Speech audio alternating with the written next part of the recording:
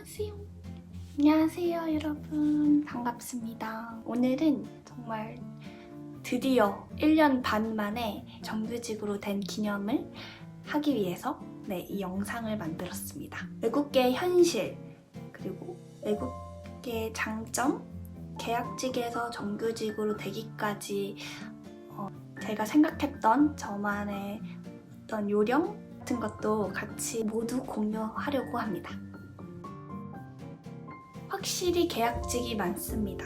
특히 신입 레벨 같은 경우는 거의 없어요. 제 다른 회사들이 어떤지 모르겠지만 정말 이런 것 같아요. 계약직으로 일하다가 저처럼 이렇게 정규직이 되거나 인턴으로 들어갔다가 이제 인턴을 잘 마치고 그 인턴 중에 한 몇 명만 선발돼서 이렇게 정규직으로 가는 과정, 이렇게 두 개로 크게 나뉘는 것 같고요. 저 같은 경우는 전자의 케이스여서 그래서 아무래도 외국계는 그 한국 지사로 본사가 투자를 해서 그 돈을 바탕으로 비즈니스를 하는 거잖아요. 더워. 그래서 아무래도 비즈니스를 잘 하고 있고 한국에서, 그리고 앞으로 뭔가 이런 쪽으로 더 펼쳐서 확장시키려고 하는 그런 기업한테는 정규직 기회가 훨씬 더 많이 주어질 것 같아요. 매출이 낮으면 그 카테고리의 그 팀에서는 TO, 그 포지션이 안 난다는 거는 확실합니다. 일단 첫 번째는 직무 경험에 할 수 있는 깊이가 다른 것 같아요. 내가 이거를 오운해서 내가 원하는 거 의사표현 다 할 수 있고, 그런 점들이 굉장히 좋고요. 두 번째는 일단 복지. 연봉은 사실 그렇게 높진 않은 편인데, 아무래도 FMCG 업계, 소비재 업계이다 보니까 그래도 뭐 휴가라든지 금요일에 저희는 항상 4시 퇴근이거든요. 그리고 자택근무도 월 2번 할 수 있고 휴가도 많이 자유로운 편이고, 그런 부분들은 많은 분들이 아시는 외국계의 장점이라고 할 수 있습니다. 첫 번째, 의외적인 모습을 보여주라. 신입한테 많이 기대하는 게 없는 건 맞는 것 같아요. 그렇기 때문에 기대를 전혀 안 하고 있을 때, 아니면 정말 작은 일들, 자잘한 일들인데 되게 꼼꼼하게 하네? 이런 의외성을 보여주는 게 저한테는 잘 먹혔던 것 같아요. 이사님이 한번 저한테 정말 작은 일이었어요. 프린트를 해서 취합해서 가져와 달라고 하셨어요. 근데 지금 생각해보면은 저한테 그런 일을 시키신 적이 없거든요.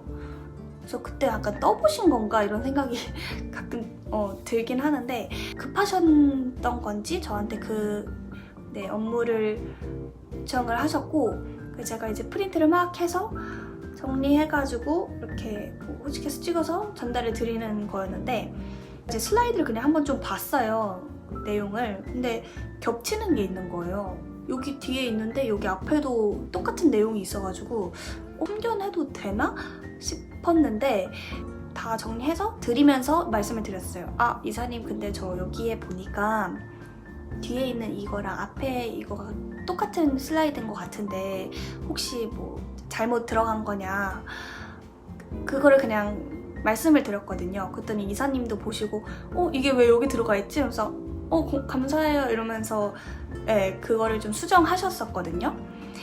나중에 이제 제 그냥 차장님이랑 얘기할 때 차장님이 그런 말씀을 해주셨어요. 이사님이 막 시킨 그냥 일이었는데 그것까지 다 보시고 꼼꼼하게 체크해서 알려주신 게 되게 좀 의외라기보다 조금 놀라셨다고, 근데 그게 좋은 인상을 준 것 같다고 이렇게 말씀을 해주셨거든요. 정말 기대를 안 할 때 더 효과적인 것 같다는 생각이 들었어요. 지금 와서 보면 그런 상황을 포착을 해서 보여주는 것도 좋지만, 매번 그냥 작은 일이라도 꼼꼼하게 내 일처럼 하는 모습이 자연스럽게 비춰질 것 같아요. 두 번째는 이직할 때를 위해 대비한다는 마음가짐?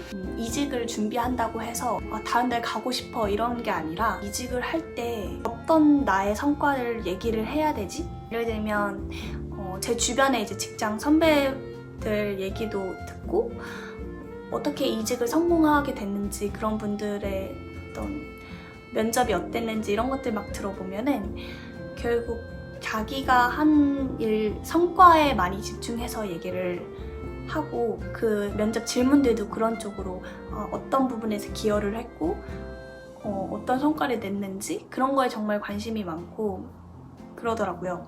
그거를 역으로 생각을 해서 지금부터 내가 뭐 2, 3년 후에 이직을 하니까 이직을 할 수 있으니까 내가 면접을 보는 걸 상상을 해보는 거예요. 그리고 이때 이런 질문을 하게끔 내가 이 프로젝트를 해서 흥미를 끌어야겠다부터 시작해서 여기에 내가 이렇게 기여를 했다고 말씀을 드리고 싶은 그런 걸 좀 막 상상을 하는 거예요.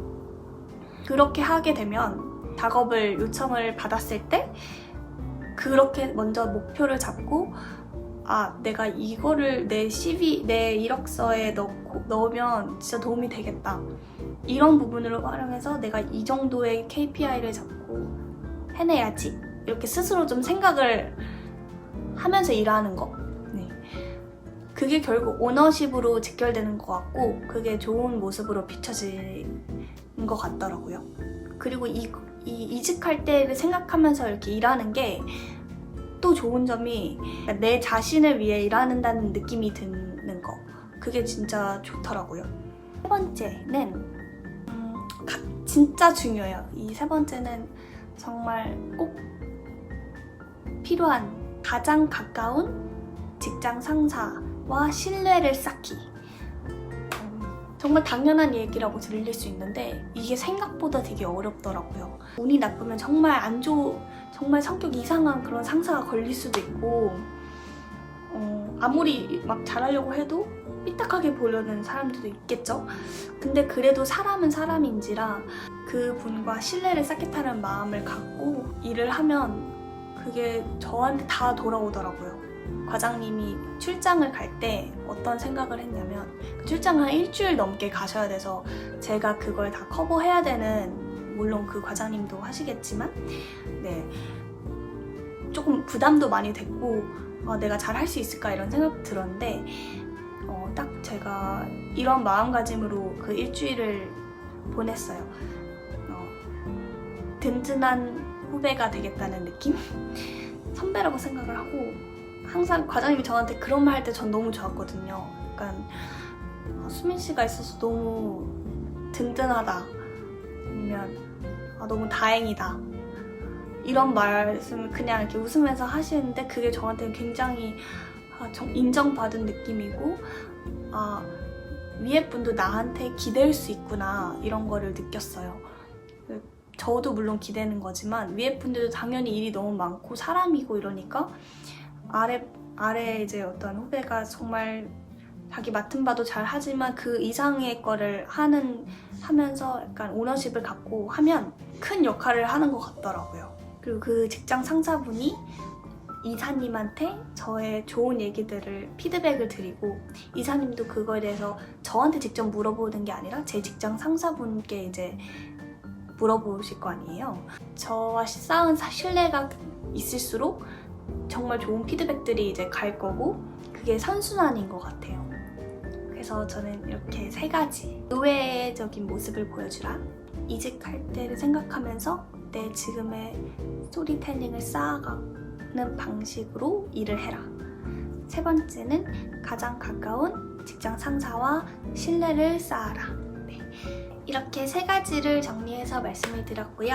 직장 생활에서 첫 3개월이 진짜 중요하다고 하더라고요. 그게 인상을 만들어내고 그게 쭉 많이 이어진다고 해서 여러분들도 첫 3개월을 이 3가지 요령을 바탕으로 일을 하시면 위에 분들도 정말 좋게 생각을 할 거라고 저는 장담합니다. 다음 영상은 여러분이 궁금하신 것들 댓글로 달아주시면 그거 바탕으로 또 영상을 만들어서 열심히 여러분께 도움이 되는 부마로그 채널이 될 수 있도록 노력하겠습니다. 시청해주셔서 감사드리고요.